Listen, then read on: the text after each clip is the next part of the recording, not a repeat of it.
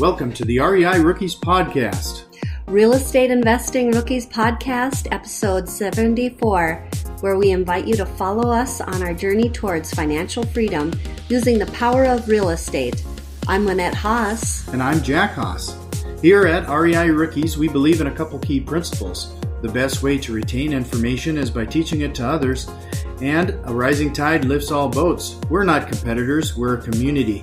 So let's get into some real estate investing.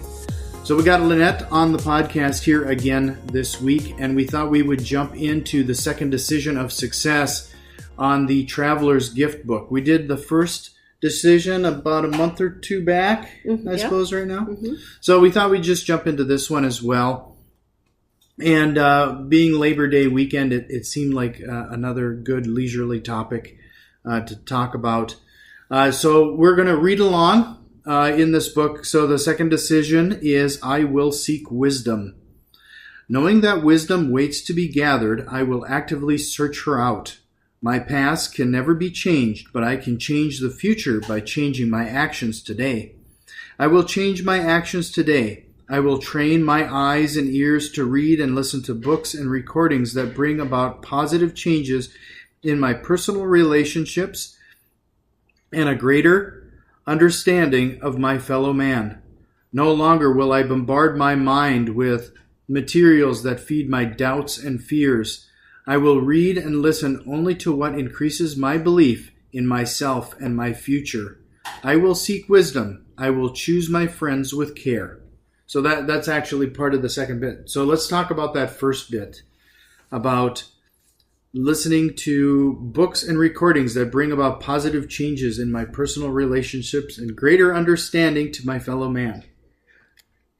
Why are you grinning? Well, most of my time is spent on YouTube, so that's where I get a lot of my stuff. But yeah, but you probably, I kind of joke about how the family probably gets, I almost imagine you guys get a little tired of me because I'm usually walking around the house or doing something with a podcast playing in my pocket. Oh, yeah.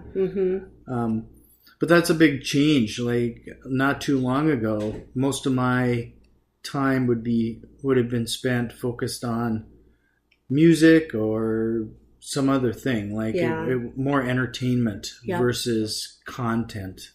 Yeah. I think that's part of that. You know, we're going to get later on in this part of this book, but I think it was Gary Keller who says you are the sum of the 5 people you hang out with the most. I almost start to think that audiobooks and podcasts are one of those people. Oh, okay. Yeah. And it just helps keep your mind set and your mind focused on the right things. And it definitely gives you an opportunity to add diversity of thought, some other points of view, some other aspects that you might have not thought of otherwise. Yep. So I've been forcing myself to listen to things that I wouldn't otherwise as well. Like if I do an audiobook, it's typically something real estate focused and then something mindset, something real estate and something mindset. So it kind of flips back and forth. I like to listen to a lot of health information and stuff like that. But I can tell when I talk about real estate, I can, you're always constantly learning leadership rules and, learning how people think and what interests them. And so you can find the information to bring forward. Yeah. So, yeah, what I think is kind of interesting lately is that I've been trying to add a little bit more music and stuff back into the rotation. And it's actually been harder than you'd think because you get so used to listening to these audiobooks and stuff. But I actually feel that my mood and attitude is better if I have that balance, even if it's pretty slanted. Right. But cutting it out altogether probably wasn't the best. When I'm working around the house, I like to pull up things from YouTube, and I like a video along with dialogue but now I've found that I've been bringing back music too. It seems like there's a transition time anyway, kind of transitioning from summertime to school, and it's kind of as a society, okay, everybody, we're transitioning into something new. So it's kind of funny that you say that, because just the other day I was turning into music. It was coffee house jazz or something crazy like that, but well, it kept me hopping. And one of the things I think might have been the turning point is when we went and saw Brothers Osborne recently. Oh yeah, that was fun. I'm not a huge country music fan, but I do. Yes. I do listen to that when you do, and they put on a good show. It was fun and energizing. Right. And when we don't listen to music that much anymore, even in the car, I don't listen to much music. I'll usually like something more informative, but it's when you get back to music, you want something quality music, and they certainly bring very high level of musicianship. So yeah, but it's like our diet. We actually do kind of weed out what. Yeah, if you're gonna have sugar, it better be worth it. Better, yeah, exactly. Yeah, that's a great point. Yeah, it's that's a good point. Yeah, because if we're having coffee and it feels like, in the old days we would have a pastry or something, and we go actually buy a pastry, and then we sit there and we stare at it, and it's not worth it, and we end up not eating it. And that's, that's kind of it's a big shift. It's a big win. It's a loss for the, why'd you buy that in the first place column? But right. It's that's certainly another a win. It's a bigger win. Yeah, that's a mindset. You wasted money, but you did win not treating yourself to that injection of sugar. Yeah, well, that's a mindset thing too, right? The concept of, we just grew up in that part of the country, or you just don't waste it. Yeah. Uh-huh. If you bought it, you spent money on it, you better eat it. You better clean that plate. Right. Yeah. So it's when you go back and you spend time with the people that, your family or your larger family or something, and you have, you're going to have lots of opportunities it's kind of eat sugar and stay in that mindset, or, you're being around people of the same mindset. So you're kind of introducing a new mindset to that. Well, let's move on. We're already almost 8 minutes into this, believe it or not. Oh, so okay. We better move on. We got two more sections here. I will seek wisdom. I will choose my friends with care. I am who my friends are. I speak their language and I wear their clothes. I share their opinions and their habits. From this moment forward, I will choose to associate with people whose lives and lifestyles I admire. If I associate with chickens, I will learn to scratch at the ground and squabble over crumbs. If I associate with eagles, I will learn to soar to great heights. I am an eagle. It is my destiny to fly. So this one kind of bothered you a little bit. Oh. Right? Maybe a little? Well, no, I understand what they're saying. Well, yeah, there is a ton of truth to that, and it's one of the reasons why I'm a part of so many networking groups. I definitely find it B12 shot to be around like-minded people, whether it's just entrepreneurs or real estate investors. We host the local real estate investing meetup group, and to be frank, it's almost for selfish reasons. It's to be forming a group or being around those other real estate investors in the area. Mm-hmm. It really kind of rejuvenates and reinforces your belief in real estate. So there's a big aspect to that. And then getting out and being part of a networking group and that's got a little structure, it's a little training, and being around like-minded entrepreneurs who are there to not only grow your network but to help better yourself. Mm-hmm. Yeah. There's a big aspect to that. Yeah.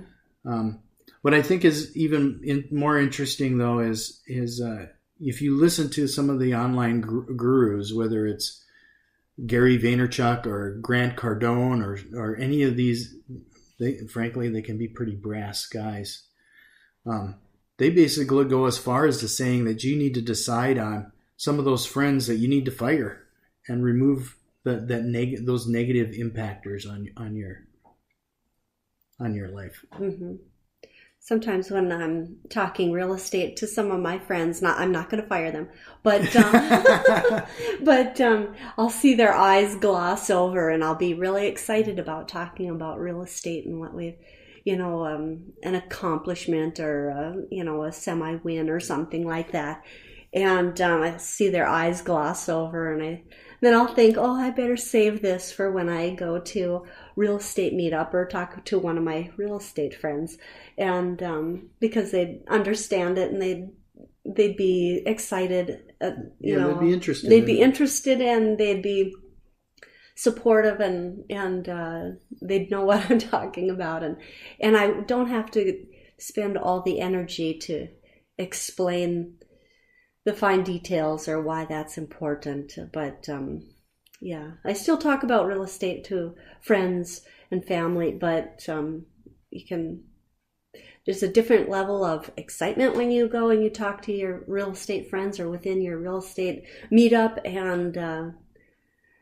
and they seem to be supportive, and Right. you don't have to go to further real lengths to explain why something was important or such a big win. And it's sometimes hard to determine like who are those people that you should surround yourself with.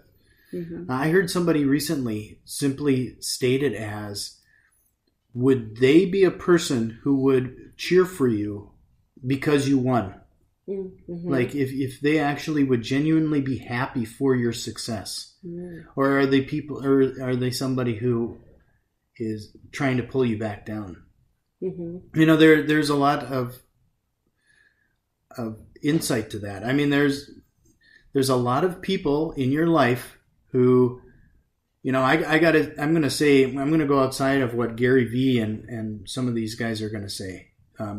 I don't think a lot of people are trying to pull you down for the sake of, because they don't want to see you succeed. Mm-hmm. They might there's a good chunk of them that are genuinely who are concerned about your well-being, and they want to help. Right.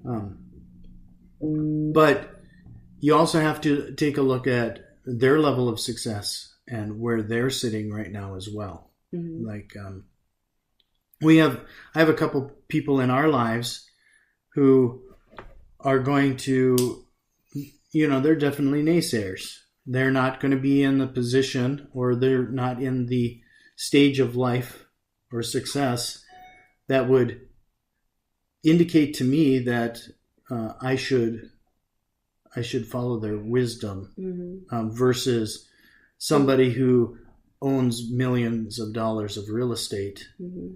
who's already seen the success and been there, done that. Yeah, there's a lot of play it safe. If I tell a friend, or I'll tell someone, an idea or something that we're doing in real estate, and they'll go, oh, I don't know, that's tricky, that's risky. Well, it's risky for them. Yeah. But it's, not risky for us. And, it's risky for us, but we're willing to stick it out. Right. They're not, That's a big key. Willing to stick it out and willing to work for it. And we know that it's going to be difficult, but the encouragement that you get talking, right. The encouragement that you get is very valuable. And the lack of encouragement, or I'd be careful there. Sometimes you can turn that into a positive too, that working against all the naysayers and you go and excel at something. That's right. This is one of the obvious things that we haven't even brought up yet that we should probably talk about is, how do you get your spouse on board? I mean, we're around each other quite a bit. I mean, if any of those 5 people is one that you're going to have a hard time firing, it's going to be your spouse. How do you, how do you get somebody else on board, like your significant other. I mean, in your case, that was you actually read some of the books that I read. Yeah. You know, Rich Dad, Poor Dad, and some other things. So I think one of the big things that just jumps into my mind is that there was an out plan. That, well, if it all goes bad, we can, sell all the properties. Yeah. So it's not as easy as all of that either. But that's the out plan. That's the. So knowing that was one of the key things, is that you knew that there was an out if there was an out. There was an out if it had to. Right. Okay. Just that, if things went bad, that we had a plan, and it just happened that we'd have to sell the properties. So. That's interesting to bring that up, because that's one of the things that I talked with another person about recently. Is you start to ask yourself, well, what's the worst case scenario? And then you start going through the worst case scenario. The worst case scenario is my offer is accepted. Okay.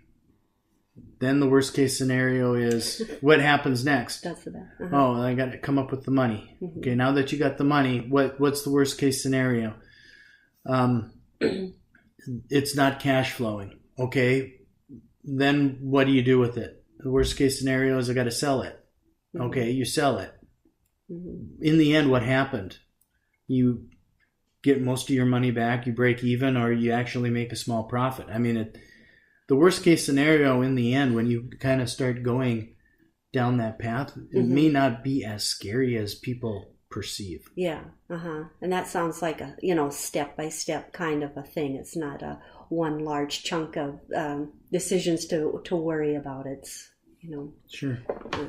And you and I never talked about that. That's interesting that you knew the escape plan. The escape plan. But now that I'm more into it, that it's not as lucrative to just come to that point and have to sell everything off. That's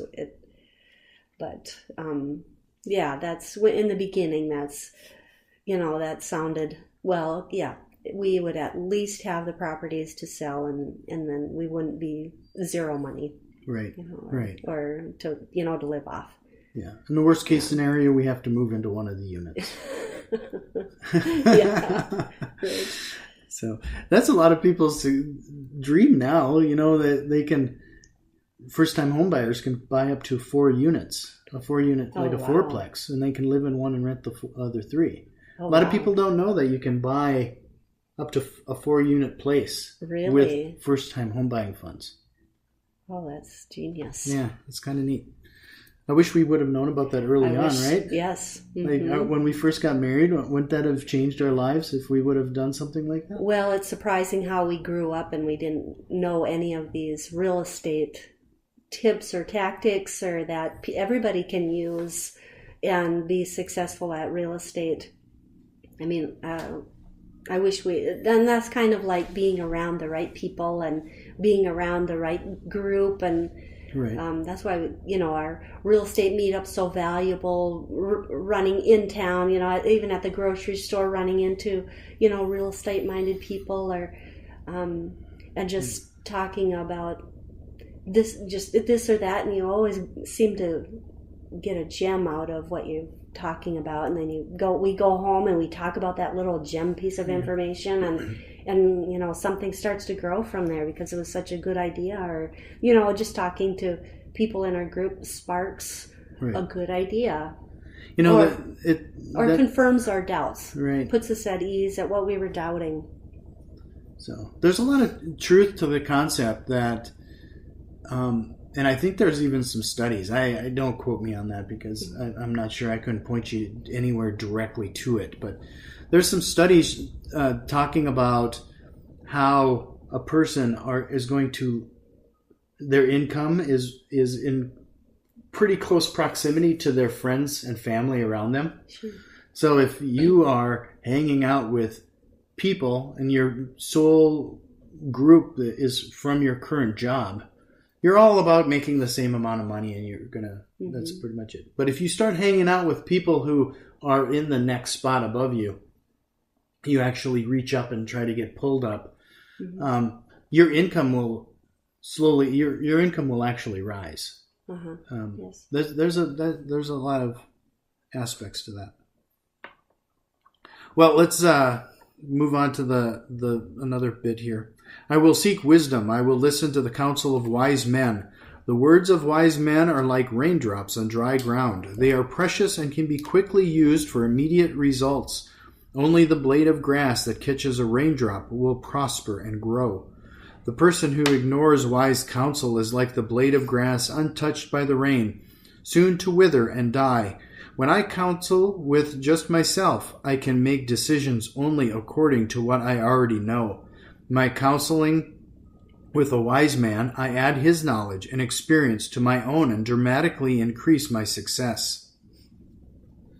So, yeah, this podcast actually has given us the opportunity to actually garner some of that wisdom. This has really been something that we were kind of starting this podcast off in order to kind of chronicle our journey, give back to the real estate community what's been given to us, that type of thing. But there's a big aspect to this as well. Not only do we, at the beginning of every episode, we say, the best way to learn is by teaching to others, which is there's a big truth to that. That really has help us with our mindset and help all aspects of our business. But it's given us a ridiculous opportunity to talk to other real estate professionals or mindset experts in some way. I mean, the last episode we had Mike McAllowitz on, for crying out loud. Mm-hmm. Mike would probably charge thousands of dollars in order to have a consultation of any kind. And we got to speak with him for like 30 minutes. Wow. Just because we have a little show like this. It's really been a great way to learn from other people's wisdom. And an aspect that I guess I didn't really fully understand at the time. And it brings it down to you can talk to him like you're talking over your you're out in your yard just talking over the fence, and you can ask questions, and if you don't exactly know how to phrase things, they just seem to know what you're talking about and talk to that. If you don't know how to form a question, there's a question in there, I don't know exactly how to ask it, but they kind of know because they're so expert at it. They know kind of what you're asking because hundreds of people have also asked the same questions, right? And they can tell you. And then this kind of leads me to the second thing, though, too, is that what I find interesting is that a lot of real estate investors will spend, tens, hundreds of thousands of dollars on real estate, and they will do anything they can to avoid spending money on their education. And that's one of the things that, some of the most successful real estate investors that I've run into so far are spending what we would think of as ridiculous amount of money on mentors and seminars and conferences and just to better their education. And not only does it give them the opportunity to garner the wisdom by following some of those traits and tasks of the investors that have led before them, but being again around those like-minded people in those conferences, because there's a definite buy-in, like skin in the game. There's definitely a different atmosphere compared to a lot of the other networking groups, like a free networking group that I might be a part of. It's just another level of investor.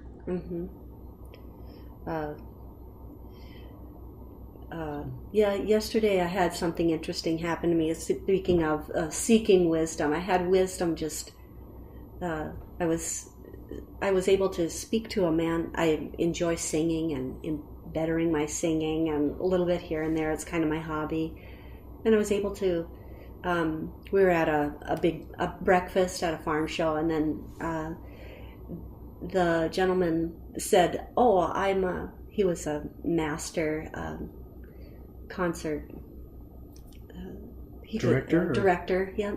And he was giving me tips on how to sing and things, and it was just very fun to listen to his wisdom.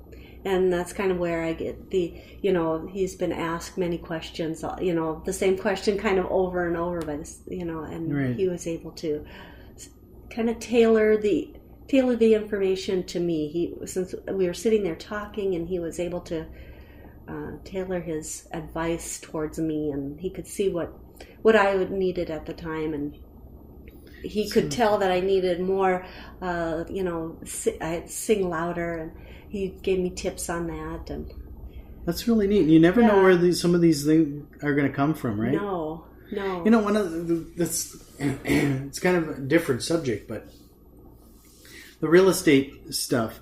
One of the silliest things, and you never know where these little tidbits are going to come from, and you start to wonder, why didn't you think of this before? Like something silly. Like a good example is Josh and I use lock boxes now for the properties when we're doing rehabs and stuff.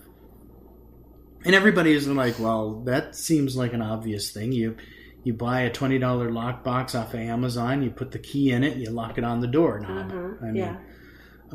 But for some reason, that was a blind spot for us. That was something that we just didn't do until a few months ago, and it is like really helped regarding that. And it how was did just you find that information? That was a real estate trip that he and I did, and we went and walked a property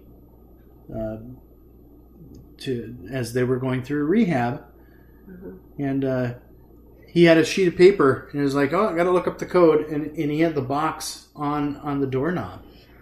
And as soon as he unlocked that box and we walked in that house, Josh and I turned to each other and go, "Why in the hell haven't we been doing that?"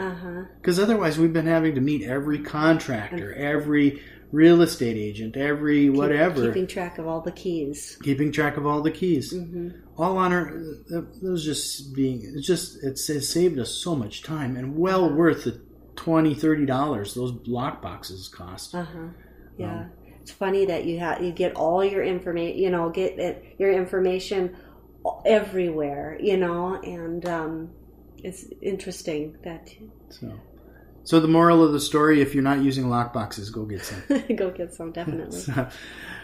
So then the last section: I will seek wisdom. I will be a servant to others. A wise man will cultivate a servant's spirit, for the particular attribute attracts people like no other. As I humbly serve others, their wisdom will be freely shared with me. Often the person who develops a servant's spirit becomes wealthy beyond measure. Many times a servant has the ear of the king, and a humble servant often becomes a king. For he is the popular choice of the people. He who serves the most grows the fastest. I will become a humble servant. I will not look for someone to open my door. I will look to open the door for someone. I will not be distressed when no one is available to help me. I will be excited when I am available to help. I will be a servant to others. I will listen to the counsel of wise men. I will choose my friends with care. I will seek wisdom. So the humble servant thing, that really there's power in reciprocity. There really is. When you actually help somebody else, I don't know, does it trigger dopamine or something? It does make your person feel good. But in the end, they will want to help you, and there's an actual level of loyalty there that you start to build, and some confidence that you build there. It's good to just help others, people. We have, as a society, you and I have talked about this a long time ago. When we read Rich Dad, Poor Dad, we're just like, why wasn't this taught to us in school? So I kind of take a lot of pleasure in doing the podcast, helping with the real estate meetup, and then I've done a few. Our realtor Lee has sent me a couple new time investors to sit down over coffee and for an hour and a half and do like a real estate investing 101 kind of thing. Wow. Mm-hmm. So just to kind of give them an idea of what they're getting into. Mm-hmm. Because we were talking about, Lynette and I were debating today whether to do the second decision or talk about how much work real estate investing actually is. Because I think there's a lot of gurus, and I'm using air quotes now, gurus out there that sell it almost like it's snake oil, like it's a get-rich-quick scheme. Right. And I don't think people really realize how much work it actually is. Mm-hmm. But I just really, there's a lot of power, and it's really enjoy the time teaching others or trying to help where I can. Not necessarily teaching, it's just trying to help where I can. It's kind of bringing the reality and bringing the little details that people kind of stress over, and how one thing that comes to my mind is help, kind of like to do a little health mentoring here and there. And people have been told to drink, for example, alkaline drinks instead of acidic drinks, and they're just been told one thing over and over, that it's more helpful to be more alkaline, and then in comes this new information that you should be more drinking acidic things, or and to help someone to get over the, I don't know, false information or information that they've that isn't working for them, and to just be the mentor, to be there to serve them and listen to their interests and needs, and put aside yours, because you've got a ton of things to do, but you're putting aside your time to help them, and you're just taking the time to totally focus on them for that time is very helpful. So then you can talk about what they know, and what the new information might be, and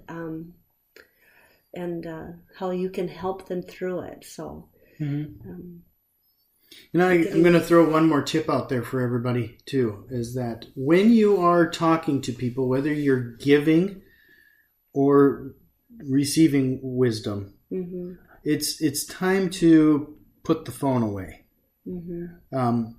This was something that somebody mentioned. I couldn't even tell you where some of these bits and pieces come from, but I kind of took one to heart recently, and I think it really has helped in the fact that most people, when they come to a meeting or they're getting coffee, they put the phone on the table in front of them. So you're already giving the impression that I'm talking to you, but I am going to let this phone interrupt us. Oh, sure. I am going to let this notification. You're not that important. I'm going to let this. I don't value what you're going to say or what we're going to do here enough to. This device I am going to allow it to interrupt us. And even if they don't look at your phone and look at you and you're going to put that away, you just do it. And even if it doesn't seem to bother the other person, it's you showing and telling them that I'm going to focus on you.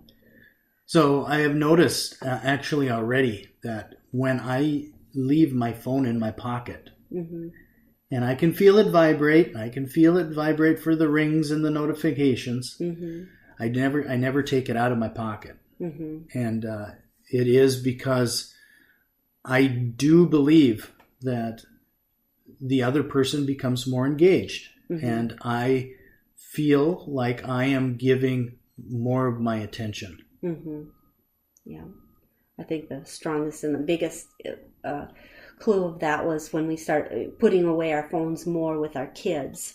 And then you get your phone out, and then that's odd, and then you're reminded, put your phone away, because that we've been without our phones, talking, with them, and now they're kind of like, that's odd that you have your phone. Are you going to put that away? They kind of look at it, and and then you're reminded, put my phone away and focus on you. But the same is for all people, whether it's children or it's adults. Everybody likes attention, and they like, they've got something to say, and spend your time with them wisely, because sometimes the tables are turned. You're not always the one seeking the information. Sometimes people are seeking the information from you. Yeah. And I think it's a really big demonstration that you value their wisdom. Right. Mm-hmm. It's time to put the proper value on that. Right.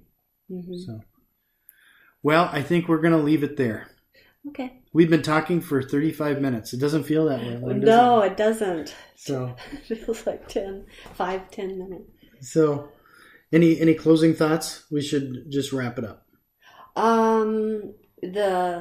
I say when you seek wisdom, you're seeking wisdom from everywhere and from everyone, and you can going to the and then you form your own ideas, and then you can go and you can talk to experts, or you can go talk to the CEO of a company, or talk to Jack, and then you've got a base of knowledge to start from, or so that's very helpful. Yeah, that's a great way to end it. So with that, if you have any questions or feedback for us, please send us an email at info@reiRookies.com. If you haven't done so already, please follow us on Facebook or Twitter. And if you haven't done so already and you found some value in the show, you can find us over on Patreon, where we do have some downloads for you that isn't behind any kind of paywall. We just use it mostly for a place for people to visit and download some of those things. We may start adding some things if you become a Patreon behind the wall there, but everything right now is available, including a list of books that we would recommend people read. And one of those books includes The Traveler's Gift. It's one of the few that I've read a couple times now, and I plan to do it again. Just a really good mindset book. So with that, get off the bench and into the game. We'll see you next time. Yeah.